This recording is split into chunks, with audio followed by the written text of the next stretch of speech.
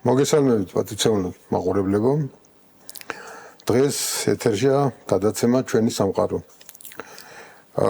ეს არის რიგით მეორე გადაცემა. დღევანდელი გადაცემის თემა არის ანდაზები. გადაცემის სტუმარია ბატონი გია ჯანდიერი. მოგესალმებით. სანამ ბატონ გიას გადავცემ სიტყვას, მანამდე რამდენიმე სიტყვით მინდა გითხრათ თუ რა ვფიქრობ ამ საკითხზე და როგორ უყურებ და შემდეგ ბატონი გია უფრო დეტალურად განიხილავს რამდენიმე მაგალითს მოიყვანს. ჩვენ ადამიანებს, როდესაც ამ სამყაროში მოვდივართ და ვიწყებთ ცხოვრებას, ერთი განსაკუთრებული თვისება რაც გვაქვს და საშუალება ეს არის ინფორმაციის გაცვლა. ჩვენ ერთმანეთს ინფორმაციას გადავცემთ და ეს არის ზუსტად ის უდიდესი ძალა, რომელიც ადამიანს აძლევს საშუალებას ფლობდეს და გავრცელებული იყოს მთელს დედამიწაზე. ინფორმაციის გადაცემის ბევრი სხვადასხვანაირი გზა არსებობს. მათ შორის ჩვენ წინაზეც განვიხილეთ მითები, შეიძლება იყოს ლეგენდები, ზღაპრები, იგავები და პლუს კიდე ისეთი მოკლე ხარტი გამონათქვამები, როგორიც არის ანდაზები, აფორიზმები და ხარტულები. შეიძლება ზოგმა იფიქროს, რომ ზოგმა თქვას, რომ მოცემული რაღაცა გამოთქვა არასწორია, არ შეესაბამება სინამდვილეს და ასე შემდეგ, მაგრამ ხაზი უნდა გაუსვა ერთ რამეს, რომ ყველა ნათქვამ ფრაზას უნდა სწორად გაგება, ისევე როგორც კარგ თქმელს უნდა კარგი გამგონი, ასევე კარგად ნათქვამს უნდა სწორად გაგება. სანამ სხვა მაგალითებზე გადავიდეთ, მინდა დღეს შესავლად გავაკეთო ასე ვთქვათ, ერთი გამონათქვამის მცირე ანალიზი, ეს არის გამონათქვამი ხალხი ბრძენია. ამ გამონათქვამს თუ პირდაპირ გავიგებთ, შეგვიძლია ვთქვათ, რომ ის არასწორია, როგორ შეიძლება თუ ხალხი ბრძენია, როგორ შეიძლება და იმ ბრძენ ხალხს დაუშვათ აერჩია თავის დროზე ჰიტლერი ხელისუფლებაში. მაგრამ ეს მიდგომა და ასე გაგება ამ გამონათქვამის უბრალოდ არასწორია, იმიტომ რომ არ შეესაბამება საყოველთაო არჩევნების თემას. სინამდვილეში ხალხი ბრძენია სხვა რამეს ნიშნავს. ხალხი ბრძენია ნიშნავს ის, რომ ხალხში გამფენილია უდიდესი ცოდნა, რომელიც არც ერთ ცენტრალურ გეგმავს არ შეუძლია ჰქონდეს და მხოლოდ ხალხს ერთობლიობაში და სათითაოდ აქვს რაღაცა ისეთი ცოდნა, რომელიც აქტივობაში მოდის მათი თავისუფლებაში ყოფნის დროს. ანუ ცოდნა არის ხალხში გავრცობილი, მაგრამ არც ერთ კონკრეტულ ინდივიდში არ არის. და თითოეული ინდივიდი მოქმედებს ამ ცოდნის გათვალისწინებით, იმიტომ რომ თუ თავისუფლების პირობებში ამ ცოდნას არ გაითვალისწინებს, ის თვითონ დაზარალდება. რაც ასე არ ხდება საყოველთაო არჩევნების პირობებში და ეს კიდე ცალკე საკითხია, რომელიც შემდეგ გადაცემებში შეიძლება განვიხილოთ. მოდი დღეს ახლა დაუბრუნდეთ ჩვენს სტუმარს და ბატონი გია გვეტყვის თავის აზრს თუ რომელი ანდაზებია გამორჩეული და რომელი ანდაზებია ყურადღება მისაქცევით დღევანდელი ჩვენი ვითარებიდან გამომდინარე. დიდი მადლობა ამ საკითხისადმი ყურადღების გამოჩენისთვის. საიდან მოვიდი აქამდე რომ ქართული ანდაზების ეკონომიკური შინაარსი და შინაარსმა დამაინტერესა. რამდენიმე ფაქტორი იყო, ერთი მე მახსოვს რამდენიმე წლის წინ მეუბნებოდი მაგაზე და ერთი იყო მაგალითად ილია ჭავჭავაძის მოსაზრებების წაკითხვა, რომელმაც ასე ვთქვათ, რომელიც ჩემთვის დადებითი სურპრიზი იყო, რომ კაცილებით უფრო დიდი მოღვაწე მგონია დღეს ილია ჭავჭავაძე ვიდრე 20 წლის წინ მეგონა თუ 30 წლის წინ მეგონა, 50 წლის წინ მეგონა. მაშინ არ ვიცნობდით უბრალოდ. ილია ჭავჭავაძე არა მარტო რუსეთის იმპერიაში გამორჩეული მოაზროვნე იყო, არამედ დარწმუნებულია, რომ ევროპისთვის დიდი მოაზროვნე იყო, ევროპის დონის. მაგრამ იყო ასევე სხვა თქვათ ჩემი პირადი გამოცდილება, რომელმაც მიყვანა აქამდე. მაგალითად მე ყოველთვის ვცდილობდი რომ დამენახა საიდან წარმოიშვა ეთიკური ნორმები. ფრიდრიხ ჰაიეკი ვასწავლიდა რომ ეს ადამიანის აზროვნების შედეგი არ არის, არამედ ადამიანის მოქმედების შედეგია. და მეც ამ გზას როდესაც დავადექი, მივედი იმ დასკვნამდე რომ ეთიკური ნორმები საქართველოში ძალიან ძლიერი იყო რევოლუციამდე, ასე ვთქვათ. და ეს იყო დიდი გამოცდილების შედეგი, ადამიანების ურთიერთქმედების, ადამიანების ურთიერთობების შედეგი, რაც ჩაითვალა სწორ ნორმებად, ის იქცა მერე ეთიკურ ნორმებად. და შემდგომში საბჭოთა კავშირის დროს ეს ნორმები წყალმა წაიღო, ასე ვთქვათ, პირიქით ვისაც აწუხებდა ალბათ სჭირდნენ იმ ადამიანებს უმეტესწილად, აი აქ მაგალითად ვიტყვი რომ შეცდომა იმის ფიქრი რომ საბჭოთა კავშირში კონკრეტულად საქართველოში რეპრესიები 30-იან წლების მეორე ნახევარში დაიწყო, არა მაშინ დამთავრდა რეპრესიები დაიწყო გასაბჭოებიდან დაწყებული და ეს არ იყო მხოლოდ პოლიტიკური რეპრესიები, ეს იყო პირველ რიგში რეპრესიები მესაკუთრეთა წინააღმდეგ, არისტოკრატიის წინააღმდეგ და შემდგომში ამან გამოიწვია სწორედ ეთიკური სიტუაციის დაღმასვლა. ახალი ეთიკა, კომუნისტური ეთიკა არ მუშაობდა და ძველი ეთიკა ნელ-ნელა დაიკარგა, იმიტომ რომ აღარც ეთიკური ლიდერები, როგორც იყვნენ ბიზნესმენები და ვთქვათ, არისტოკრატია აღარც ისინი არსებობდნენ და აღარც გარემო, რაშიც ეთიკური ნორმები გჭირდება ზოგადად.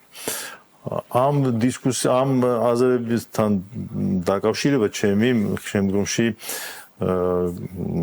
აისახა იმაში, რომ გავიცანი ამერიკელი მოაზროვნეები, ისეთი როგორც არის ვთქვათ, დიედრე მაკლოსკი, რომელიც ხშირად წერს წიგნები აქვს ზუსტად ასეთივე თემებზე გამოქვეყნებული და ასევე ედვარდ სტრინგჰემი, რომელსაც ასევე ძალიან დაინტერესებული არის ასეთი საკითხებით.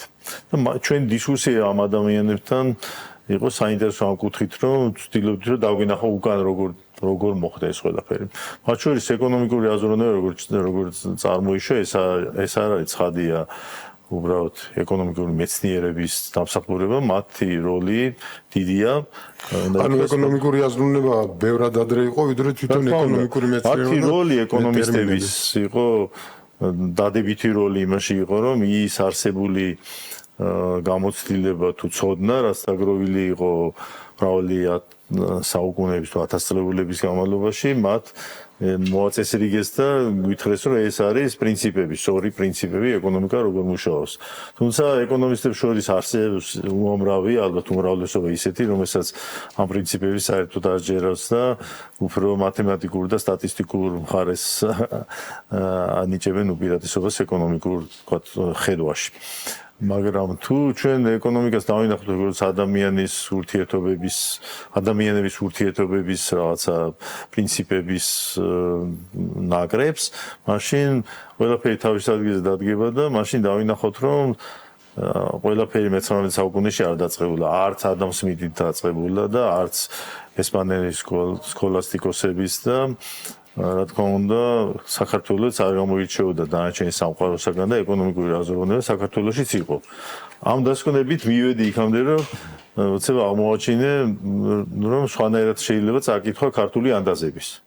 აი ეს იყო რამაც მიმიყვანა. მე შემდგომში წავიკითხე ბევრი და შევეცადე რომ გამეცხრილა რომ ყველაფრის საკითხს დიდ დროს მოითხოვს და ვაპირებ რომ გავაგზავნე საქმიანობა, მათ შორის მაინტერესებს რომ მეგრული ანდაზებიც გავითვალისწინო, მაგრამ საინტერესო რაც აღმოაჩინე ის იყო რომ ბევრი ეკონომიკური პრინციპი, რომელიც მე-19 საუკუნის მეორე ნახევრიდან უფრო ადრეც მე-18 საუკუნიდან ჩამოყალიბდა სხვადასხვა ნაშრომებში, სხვადასხვა გენიალური მოაზროვნეების მიერ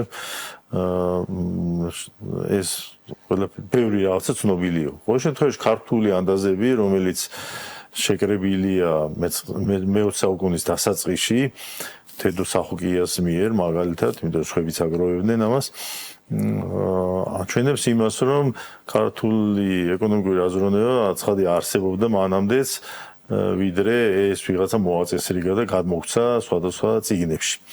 მათ შორის ძნელი იყო, რა თქმა უნდა, პირდაპირ სახელის დარქმევა რაღაცების, მაგრამ აი ეს იყო სწორედ საინტერესო, რომ დავინახოთ თითოეული ანდაზის უკან რა აზრი არსებობს და რამ შეიძლება შექმნა ასეთი ანდაზის არსებობის საჭიროება, ასე ვთქვათ, რომ ხალხმა დაიჯერა, რომ ეს არის სიბრძნე, სწორედ ის ხალხური სიბრძნე, რომელზეც ამოვდით.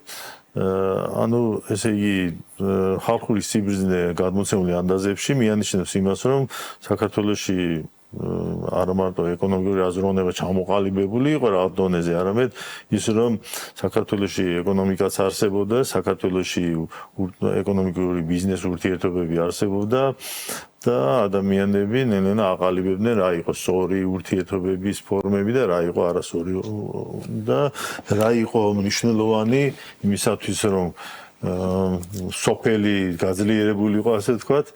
და რა პრინციპებზე შეიძლება რა პრინციპების დაცვით შეიძლება ამ სოფლის გაძლიერება. ამ კუთხით მე შევარჩიე 100 მეტი მაგალითები ხო 100 ანდაზას ნამდვილად ვერ მოვასწრებ 100 მეტი ანდაზა, მაგრამ მე მოვაწესრიგებ ეკონომიკური პრინციპების მიხედვით და დღეს სადღაც 20-მდე ანდაზა კი მოვიტანე, მაგრამ ყველას განხილვა ცხადია გავგიჭირდება. მაგრამ აი მაგალითად შემოგთავაზებთ ისეთ რა ის არა ჯგუფები გაქვს გამოყოფილი კანდიდატები დაჯგუფებული ხო გაქვს? ხო, კი, ჯგუფებად რო ავიღოთ საერთოობის ტრაგედია, რომელიც მე-19 საუკუნიდან არსებობს ასეთი მიდგომა, რომ რაც საერთოა ყველაფერი ცუდად მუშაობს, ასე ვთქვათ. თუმცა უნდა ითქვას, რომ ვთქვათ. ხო, თუმცა უნდა ითქვას, რომ ჩვენ რომ გვასწავლდნენ უტოპიას, ეს იყო კომუნისტური ვთქვათ იდეოლოგიის დასაწყისი დოკუმენტი, უტოპიაში ეს კითხვა დასმულია, თუ ყველაფერი საერთოა, მაშინ როგორ შეიძლება საზოგადოება წინ წავიდეს, ასე ვთქვათ. ის უტოპია კითხვა-პასუხის წესით არის, როგორც ძველი ბერძნული ფილოსოფია. მაგრამ არის წმინდა ანტრეპრენერული, ანუ სამეწარმეო ტიპის ბიზნესის ტიპის ანდაზები, არის კონკურენციაზე ანდაზები, დაზოგოაზე და ინვესტიციაზე, არის ასევე განათლებაზე, განათლების ეკონომიკურ როლზე, მოთხოვნა და მიწოდება, საიდანაც იწყება ნებისმიერი ეკონომიკური ცოდნა, ხო? რაც ნიშნავს მოთხოვნა და მიწოდება და როგორ მუშაობს ეს. ახლა რაც ჩამოთვალე იქიდან განათლების გარდა ყველა უფრო ეკონომიკური შინაარსის არის თუ არ გამომჭა რამე და შრომის განაწილება და სპეციალიზაცია, გაცვლა და თანამშრომლობა, ბიზნეს ეთიკა ძალიან ბევრი ანდაზა გვაქვს ამაზე. ის რაც ჩანს და ის რაც არ ჩანს, როგორც ფრედერიკ ბასტია გითხრა, რომ როდესაც რაღაცას ფიქრობ, აუცილებლად უნდა დაინახო რასაც ხედავ, რაც გესმის, მაგრამ ასევე უნდა შეიძლება დაინახო რა შედეგები მოყვება და ის რაც ჯერ არ ვთქვათ, ჩვენთვის წარმოიდგინო, რა შეიძლება მოყვეს, ხო? ეს დღევანდელ სოფლიოში სხვა სახელითაც არსებობს, მაგალითად cost and benefit ანალიზი, რომელიც არის დანახარჯის და სარგებლის ანალიზი, ხო? და ასევე გრძელვადიანი და მოკლევადიანი აზროვნება мотиваციის მნიშვნელობაზე, უფასო სადილი რომ არ არსებობს და ვიღაცა ყოველთვის იხდის, მაგალითად, ალტერნატიული დანახარჯი, ეს უკვე ღრმა თეორიული კითხები არის, სუბიექტური ღირებულება ასევე ერთ-ერთი ყველაზე მნიშვნელოვანი ეკონომიკური საკითხი არის, სრული სარგებლიანობა, რომელიც ყოველდღიურად ჩვენ გვხდება, მაგრამ არ ვაქცევთ ყურადღებას და ძალიან ესეთი სერიოზულად თეორიზებული საკითხია, მაგრამ რეალურად უფრო პრაქტიკულიც არის, ანდაზების გვაჩვენებს მაგას, მასშტაბის ეკონომია, ვაჭრობის თავისუფლება და ბოლოს აი ხლა მე რაც დღეს მოვიტანე, ასე ვთქვათ, საკითხები და ბოლოს თავდება იმითი, რომ ყოველთვის იცოდნენ, რომ ფული იყო ოქრო. ყოველთვის იცოდნენ. მრავალი ათასწლეულის განმავლობაში ყველა ხვდებოდა, რომ ოქრო იყო ყველაზე სწორი გაცვლის საშუალება. საინტერესო. ყველაფერს ჯობია. იმდენი ჯგუფი ჩამოვთვალეთ, ახლა ყველადან თითოს განხილვასაც ვერ მოვასწრებთ, ამიტომ ალბათ 2-3 ჯგუფი ავარჩიოთ და თითო 1-2 ანდაზა განვიხილოთ იქიდან და გავაკეთოთ იმ ანდაზის ინტერპრეტაცია, ალბათ ასე ჯობია. ხო, მაგალითად, რაც მე ვთქვათ, წარმომიდგენია რომ შესაძლებელი არის საქართველოში აზროვნება, ანუ შესაძლებელი რა კუთხით რომ დავბრუნდეთ სწორ აზროვნებაზე, იმიტომ რომ ბოლშევიკებამდე უნდა ითქვას რომ ჩვენ დარწმუნებული ვარ ამაში რომ აზროვნება სწორი იყო ამ მიმართულებით და ეს ანდაზებიც აჩვენებს. მაგალითად საერთოობის ტრაგედია იმას ნიშნავს რომ თუ რაიმე საერთო არის, ყველა ცდილობს რომ მაქსიმალურად გამოიყენოს ის და ასევე არ გაუფრთხილდეს, ხო? და ასეთი ანდაზები ჩვენ რამდენიმე გვაქვს, აი მაგალითად წავიკითხავ 9 ძიძის ხელში ბავშვი შიმშილით მოკვდაო. საზიარო ფეტვი ჩიტმა შეჭამაო. მოჭამაო. ზიარი ძროხა მგელმა შეჭამაო. აი თქვა არც ერთმა პატრონმა მიხედა, არც მეორემ და ანუ როდესაც ზიარი ძროხა იყო ყველა ფიქრობდა რომ სხვა მიხედავს ეს. მაგრამ ამისი მაგალითები ჩვენ ცხოვრებაში ბევრია. საბჭოთა კავშირში კიდევ უფრო საბჭოთა კავშირის პირობებში კიდევ უფრო ბევრი იყო, ნელ-ნელა ვსწავლობთ ამას, რომ ასი ქცევა არ შეიძლება. აი მაგალითად სადარბაზოს მოვლის საკითხი დღემდე. ცნობილი მაგალითია. რომ სადარბაზოს მოვლა მაინდა-მაინც არავის არ უყვარს. თავის სპინები ყველა სუფთა ქონდა ხოლმე საბჭოთა კავშირის დროს და სადარბაზო ყოველთვის მიგდებული იყო.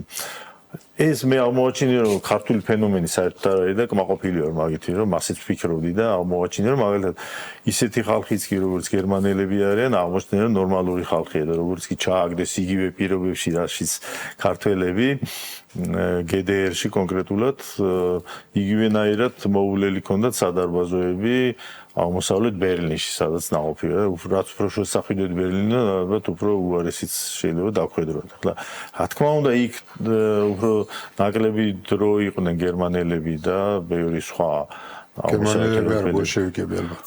არა, გერმანელები ნაკლები დრო იყვნენ კომუნისტურ სისტემაში და ასევე მაგალითად ესტონელებიც და ლიეტოველებიც, ლატვიელებიც, თქვათ, უნგრელები თუ ისა, ამიტომ ჩვენ მეტი ზიანი მივიღეთ ამ საერთო და საერთო სახელმწიფო საკუთრების არსებობით. ეს დღევანდელ პირობებში ჩვენ გვეუბნება იმას, რომ წარმოდგენები და ილუზიები იმის შესახებ სახელმწიფო რაიმეს კარგად მოუვლის თან ჩვენი სახელით ხდება ეს, ხო? ეს არის ისევ ის მცდარი გზა ყოველთვის, ვინც არ უნდა იყოს ხელისუფლებაში, მას ექნება სურვილი რომ ის საერთო საკუთრება გამოიყენოს საკუთარი პოლიტიკური მიზნებისთვის და აქედან მივიღებთ რომ ის იქნება ყოველთვის არა ეფექტიანად გამოყენებული ის ქონება რომელიც გადაცემული აქვს სახელმწიფოს მაგალითად ბევრი შეიძლება ვისაუბროთ იმაზე რომ მიწა დღემდე მიწის უდიდესი ნაწილი დღემდე სახელმწიფოს ხელშია და შედეგად არასარგებლიანად არის ის დატვირთული და შედეგად ის გვაქვს რომ ღარიბები ვართ. რაც მეტი მიწა გადავა კერძო ხელში ცხადია რომ მას მეტი ფასიც დაედება და მეტი სარგებელიც ექნება ამ მიწას. ბოლო ხანებში ჩვენ ნახეთ რომ მთავრობაშიც კი საუბრობენ იმაზე რომ თითქოს სახელმწიფო საწარმოებს რამე უნდა მოუხერხონ, მაგრამ თუ თავიდან არ ამოვიდეთ იმას, რომ სახელმწიფო საწარმო რამე დასაშვებია, რამე თვალსაზრისით, მაშინ ყოველთვის გვექნება ეს, რომ საერთო საზიარო საკუთრება, სახელმწიფო საკუთრება არის, საზიარო საკუთრება ის. სახელმწიფო ჩვენ ვართ, ხო, მთავრობა ხო არ არის, ეს სახელმწიფო საკუთრება ჩვენთვის ნათქვამი აქვს რომ ჩვენია სულ ყველასი, მაგრამ რაღაც სულ ყველასია და არავისია სინამდვილეში, იმიტომაც მისი მოვლა გაცილებთ უფრო გაძნელებული არის. აი წევან ვახსენე მაგალითად ისეთი ნიშნულოვანი საკითხი როგორც განათლება არის და განათლება შეიძლება ბევრი თვალითაც შეხედო, მაგრამ ჩემი აზრით როგორც ეკონომისტის აზრით მე ფიქრობ რომ განათლების თავი დანიშნულება არის რომ ცოდნა მივიღოთ განათლება პროცესი ეს განათლება ის არ არის რაიმე საგანი ეს არ არის რაიმე თქვათ ქონება ეს არის პროცესი ხო განათლების საშუალებით უნდა მივიღოთ ცოდნა ისეთ ცოდნა უნდა მივიღოთ რომელსაც გამოყენებადიც რომ გამოყენებადია და შეგვიძლია გამოყენებადი აი როგორც ილია ჭავჭავაძის ესმოდა ილია ჭავჭავაძის 1892 წლის ერთ-ერთი სტატია რომ წაიკითხოთ ღვინოზე, იმიტომ რომ ბევრი სტატია აქვს ღვინოზე, იქ ამბობს რომ ღვინო თუ არ გახდა საბაზრო საქონელი, ჩვენ წარმატება არ გვექნება და ამბობდა ზუსტად რასაც გულისხმობდა, მაგალითად რომ ღვინოს რო ჩაასხო ბოთლში, რამდენ ხანს გაძლევს, ტრანსპორტირებას გაუძლებს თუ არა და ასე შემდეგ. და ასე არის განათლებას თუ გაქვს ისეთი რომელიც ტრანსპორტირებასაც გაუძლებს და დროსაც გაუძლებს, ეს არის განათლება და ეს არის ცოდნა. ცოდნა თუ გაქვს ბაზრის შესაბამისი, როგორც ილია ჭავჭავაძე ამბობდა, მაშინ შენ შეგიძლია კონკურენციაში შეხვიდე ნებისმიერ სამყაროსთან, ხო? ამიტომ მე ამას შემოგთავაზებთ ამ საკითხზე ისეთ ანდაზებს, როგორც არის მაგალითად, რა თქმა უნდა, თავიდან ძნელი ის არის, აღსაქმელი ასეთი არის, მაგრამ ცოდნას ფულზედაც დიდი ბაზარი აქვს, ხმალზედაც უფრო სჭრის და ზარბაზანზედაც უფრო ძლიერია. ამაზე კარგად გამოხატული ცოდნის ფასი წარმოუდგენელია, მაგრამ ცოდნა არ არის ის, რასაც ჩვენს გარშემო ხედავთ. დღესდღეობით ეს რასაც განათლების სისტემა უზრუნველყოფს, ეს არის პრეტენზია ცოდნას და არა რეალური ცოდნა. აი ცოდნა მაშინ იქნება ის თუ ამ ცოდნის საშუალებით წარმატებასაც მიაღწევ. და თუ ამ ცოდნის საშუალებით წარმატებას ვერ აღწევ, მაშინ სუმცირ რაც ხდება, მე ვფიქრობ, ის არის რომ ფული ინვესტიცია მიდის იქ, სადაც ცოდნა წარმატებას იძლევა. აი მაგალითად თუ ჩვენ ცოდნით ვერ ვაჯობეთ თუნდაც ჩვენ მეზობლებს, ფული წავა იქ. ცხადია. და სხვა ქვეყანაში წავა ფული. ამიტომ ცოდნის ხარისხი გაცილებით უფრო მნიშვნელოვანია, ანუ მისი საბაზრო ღირებულება უნდა შეესაბამებოდეს ბაზრის მოთხოვნებს და არა უბრალოდ ცოდნა გაქვს, რომელიც არ იცი რაში გამოიყენო და ზიხარ შენთვის სახში და ფიქრობ, რომ ოდესღაც ვიღაცა მოგაკითხავს, რომ შენ ძალიან საინტერესოა, თუ მოგიკვლევია, როდინდელი შეიძლება იყოს ეს გამოთქმა, სად არის დაფიქსირებული. ხო, აი ეგ თქვი თავიდანვე მე რომ ეს თქვა გამოთქმები, ეს ანდაზები შეკრებილია მე-20 საუკუნის დასაწყისში. ხო. შესაბამისად იმ დროს ამდენ თეორიული ცოდნა ეკონომიკური ასეთ საკითხებზე, ამ მრავალ საკითხებზე არ არსებობდა იგივე არა, შეკრებილი კი არის, მაგრამ თვითონ განდაზები ბევრად ძველია სინამდვილეში. ის ხალხი ვინც შეკრება ცოცხალი აღარ არის და ძნელია და სოფელ დადიოდნენ და ასე იმის პასუხათაც ეს რომ თარგმნილი ხო არ არის, ხანდახან შეიძლება იფიქრო თარგმნილი არის, მაგრამ სოფელ რა თარგმნილი ანდაზები უნდა დახვედრო და თედოს ახობიეს მაგალითად. ის დადიოდა და აგროვებდა და აღმოაჩინა უამრავი ასეთი მოსაზრება. ასევე ერთ-ერთი საინტერესო ხედვა ამისი უნდა იყოს ის ანდაზების, რომ ხანდახან კითხულობდა სხვა რამეზე გონია და სინამდვილეში სხვა რამეზე არის ეს ანდაზები. აი მაგალითად შრომის განაწილების და სპეციალიზაციის ნაწილში ბევრი ანდაზა გვაქვს, მაგრამ ერთ-ერთი არის ასეთი ღომის ჭამასაც ცოდნა უნდაო. არსებობს ჭადის ჭამასაც ცოდნა უნდა. და ერთი შეხედვით შეიძლება ღომზე და ჭადზე ქონდეს აქცენტი, მაგრამ სინამდვილეში ამას ერთი ადამიანი მეორეს რომ ეუბნება რომ მაგ საქმეს კი არა, რომელსაც ვერ აკეთებ ახლა შენ. ღომის და ჭადის ჭამასაც კი ცოდნა უნდა. ანუ აქ ფაქტია რომ ერთი ადამიანი მეორეს ესაუბრება იმაზე, რომ ის ვერ აკეთებს რაღაცას. და ეს ეუბნება რომ ადვილი იყოს ჯობია ვინც იცის იმას გააკეთებინო ვიდრე ხო აი მაგალითად კიდევ ერთი ანდაზა არის ჯობს ერთი ხელობა იცოდე კარგად ვიდრე 10 ცუდად ძალიან მაგარია ხო ანუ ეს ყველაფერი მიანიშნებს რომ ადამიანს მითმა კი აღმოაჩინა ეს ანუ კი არ აღმოაჩინა ნუ აღმოაჩინა და დაწერა თავის ნაწარმოებში ხალხთა სიმდიდრე შემოკლებით ასე ქვია მწიგნს შრომის განაწილების შესახებ პრინციპი აღწერა იქ როგორ ხდება მაგრამ ეს არ მგონია რომ ადამ სმითი ქონდა წაკითხული ვიღაცა სოფელში ვინცაც თეთრი ალბათ სახალხია. ბევრად უძველია ეს გამოთქმა ვიდრე კი, რა თქმა უნდა, ადამ სმითმაც იგივე გააკეთა ალბათ, რომ შეაგროვა ესეთ მოსაზრებები და მიხვდა რომელი იყო სწორი და ამ თედოს სახალხია იყო ყოველგვარი დაკნინების გარეშე ადამ სმითმა უზარმაზარი საქმე გააკეთა, რა თქმა უნდა და ძალიან მნიშვნელოვანი რა თქმა უნდა მემკვიდრეობა დატოვა, მაგრამ უნდა ითქვას რომ მე არ ვარ იმის მომხრე თქვა რომ სხვა ქვეყნებს სხვა ერებს არ აქვთ ასეთი ანდაზები დარწმუნებულია პარალელური ანდაზები ბევრი პარალელური ანდაზა არსებობს ამ ჩვენი ანდაზების მაგრამ თავარი საკითხი მაინც ის არის რომ ეს ანდაზები წარმოიშვა ურთიერთქმედებისას ბევრი ურთიერთქმედების და ურთიერთგაცვლის შედეგად მიხვდა ადამიანი და თქვა ასეთი რაღაცა რომ ჯობს ერთი რაღაცა იცოდე კარგად ვიდე 10 ეპოტინებოდე ხო ასე თქვათ არსებობს კიდე უფრო საინტერესო მიგნებებიც რომელიც მე წერანას ვქვი აი მაგალითად როდესაც მილტონ ფრიდმენმა დაიჭირა ეს ფრაზა და თავის ერთ-ერთ ყველაზე სერიოზულ იმათ წარმოაჩინა, რომ უფასო სადილი არ არსებობს, ხო?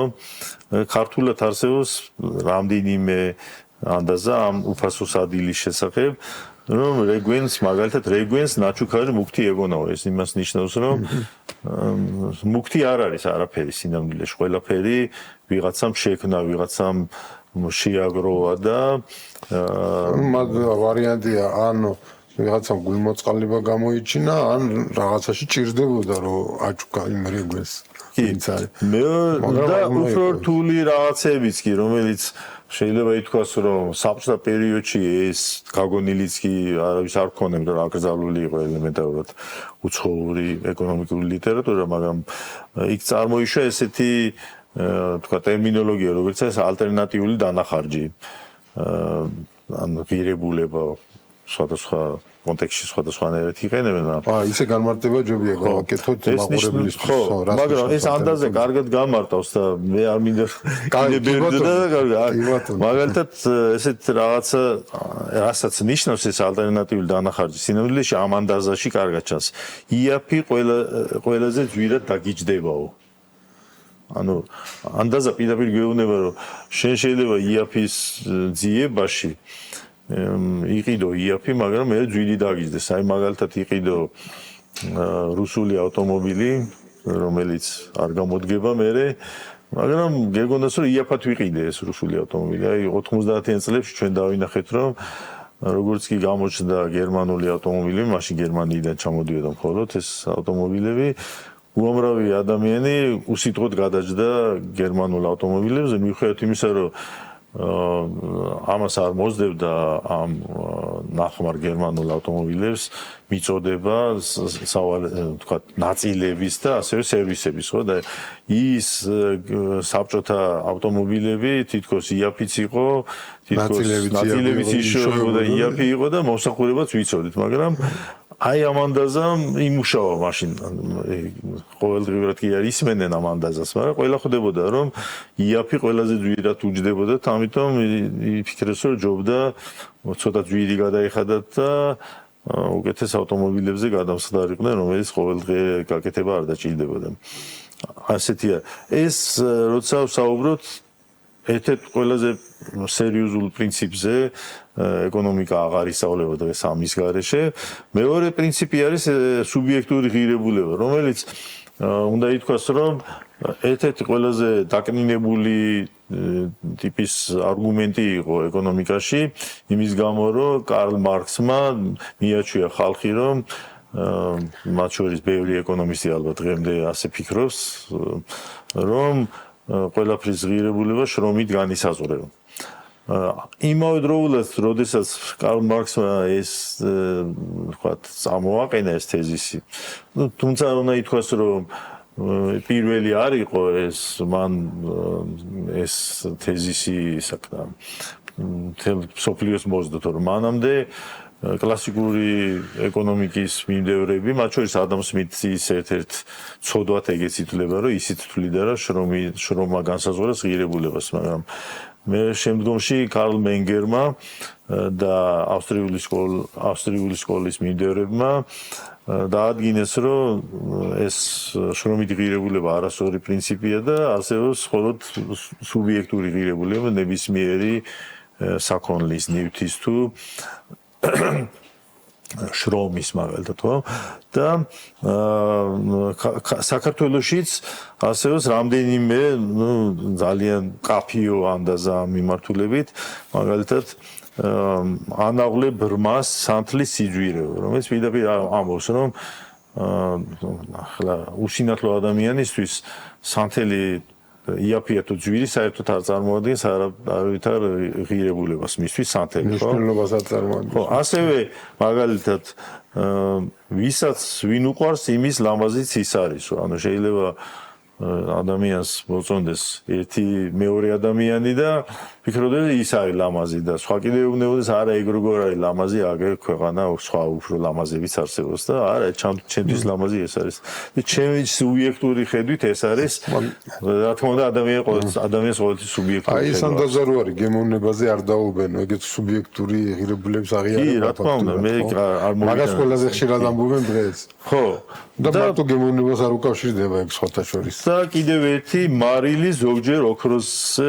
ძვირფასია შეიძლება ეს ანდაზა იდაპი კლასიკურ ნიმუშად განვიხილოთ და შევიტანოთ კიდევაც ეკონომიკის სახელმძღვანელოებში, იმიტომ რომ ეკონომიკის სახელმძღვანელოებში ასეთი ტიპიური მაგალითები მოყავთ, რა მაგალითად უდაბნოში წყალი უფრო ძვირფასია თუ მარგალიტი ან თქვათ ბრილიანტი, რა თქმა უნდა წყალი უფრო ძვირფასია, ამიტომ ადამიანის აი მაგალითად კარგად გაიგოს მსმენელმა კიდე ოქროღის ბაზარზე დღეს 1 უნცია $3,300 დაახლოებით $100 გრამზე, ხო? და შენ რომ იპოვო ვთქვათ, ბაჯაღლო ოქროს რაღაც თაში და ვიღაცამ გითხრას, რომ შენ მაღაზია შრომა არ გაგიწევია, ამიტომ მისი ფასი ნულია. სისულელი არ გამოვა, შრომა არ გამიწევია, ნულია მისი ფასი. რაღაც რაც ხის ის ხის რაც ბაზარზე ხის სადაც გადამიხდი ვისაც ჩაუვარდი სუბიექტური შელობით არის ესა რომ ხალხს ვიღაც ხალხს ვინც დაინტერესებული ოქროთი დღეს ასეთი ფასი დაადეს მათ რომ ასე უღირთ ოქრო და ასევე უფრო რთულ იმაშიც კი შეიძლება დავინახოთ ცოდნა ეკონომიკური როგორც მე წავთქვი ამ პრინციპს სრული სარგებლიანობის პრინციპს მაინდამაც ყოველდღიურად არ ვაფასებთ თუმცა ყოველთვის ასე ვიქცევით ადამიანები მაგრამ ამაზეც ჩვენ ძველი ანდაზები გვაქვს მაგალითად ისეთი როგორც არის ერთ სხვარსაც მწყემსი სჭირდება და 1000-საცო ასევე ვინც პატარა რამეს ვერ დააფასებს ის ვერც დიდის ფასს მიხვდება ჯერის მოკლებას, უკაცრავად, ლუკმის მოკლებას ჯობიაო. ასეთი ანდაზები პირდაპირ მიუთითებს, რომ ადამიანს წარმოდგენა ქონდეთ ამ პრინციპებზე. და ბოლოს თუ კიდევ გვაქვს დრო, არ ვიცი.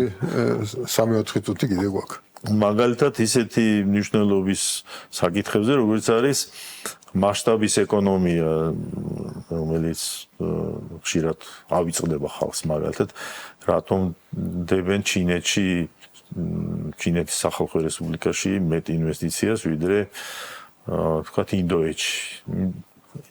იმიტომ რომ ჩინეთში ცოტათი უფრო უკეთესი პირობებია ბიზნესისთვის, მაგრამ რატო დებენ ჩინეთში და არა საქართველოში? იმიტომ რომ საქართველოში გაცილებით პატარა ბაზარია და იქ ძალიან დიდი ბაზარია. ჩვენთან შეიძლება ბევრჯერ უკეთესი ბიზნეს პირობებია, მაგრამ იქდებენ ფულს და ამისი თქვათ გამოტყუება ამ პრინციპის ბევრს არაფერს მოგვიტანს.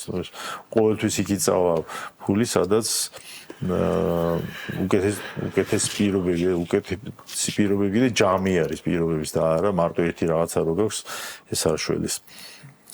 და ბოლოს კიდევ ვაჭრობის თავისუფლებაზე დღეს ფაქტიურად მთელი სოფლიო ჩამოვივართ დისკუსიაში ამერიკის შეერთებული შტატების იმ პოზიციასთან დაკავშირებით, რომ მათ უნდათ ყველა ქვეყანასთან ჰქონდეთ